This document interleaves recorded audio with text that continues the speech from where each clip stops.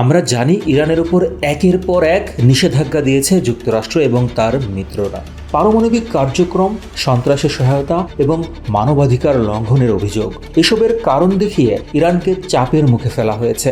কিন্তু প্রশ্ন হচ্ছে, এই নিষেধাজ্ঞা সত্ত্বেও কিভাবে চলছে ইরানের অর্থনীতি, কিভাবে তারা আয় করছে। চলুন আজ জানি নিষেধাজ্ঞার ছায়ায় টিকে থাকার এক বুদ্ধিদীপ্ত লড়াইয়ের গল্প। Suspended United Nations sanctions on Iran. It's a snapback. 2010 সাল থেকে ইরানের ওপর একের পর এক কঠোর নিষেধাজ্ঞা জারি হয়েছে। বিশেষ করে 2018 সালে যুক্তরাষ্ট্র যখন পারমাণবিক চুক্তি থেকে সরে আসে, তখন পরিস্থিতি আরও কঠিন হয়। তারা আন্তর্জাতিক ব্যাংকিং ব্যবস্থা সুইফট সিস্টেম থেকে বাদ পড়ে, এমনকি তেল বিক্রি করাও নিষিদ্ধ হয়ে যায়। তবুও ইরান থেমে নেই।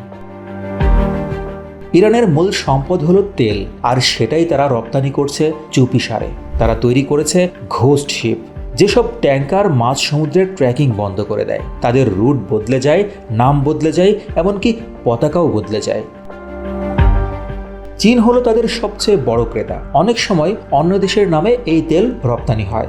বিশেষজ্ঞরা বলেন, নিষেধাজ্ঞা থাকা সত্ত্বেও ইরান দৈনিক প্রায় 10 থেকে 15 লাখ ব্যারেল তেল বিক্রি করে। পশ্চিমের দরজা যখন বন্ধ, তখন পূর্বমুখী হয়েছে ইরান। 2021 সালে তারা চীনের সঙ্গে স্বাক্ষর করে এক বিশাল চুক্তি। 25 বছরের জন্য প্রায় $400 বিলিয়ন বিনিময়ে চীন পাবে সস্তায় জ্বালানি, আর ইরান পাবে বিনিয়োগ। এদিকে রাশিয়ার সঙ্গেও তৈরি হয়েছে এক অদ্ভুত সখ্যতা।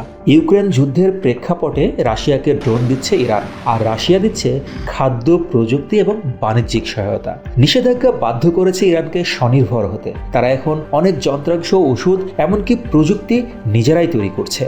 আরও আশ্চর্যের বিষয়, তারা পুরনো পদ্ধতির বিনিময় ব্যবস্থা ব্যবহার করছে। তেল দিয়ে তারা নিচ্ছে চাল, চিনি, মেডিকেল যন্ত্রপাতি কিংবা নির্মাণ সামগ্রী। টাকা নেই, সমস্যা নেই, বিনিময়ে লেনদেন চলছে।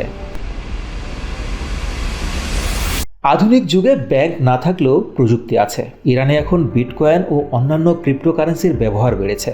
সরকার নিজেই কিছু মাইনিং লাইসেন্স দিয়েছে, আর ব্যবসায়ীরা ভিপিএন ও এনক্রিপ্টেড অ্যাপে গোপনে চালিয়ে নিচ্ছে আন্তর্জাতিক লেনদেন।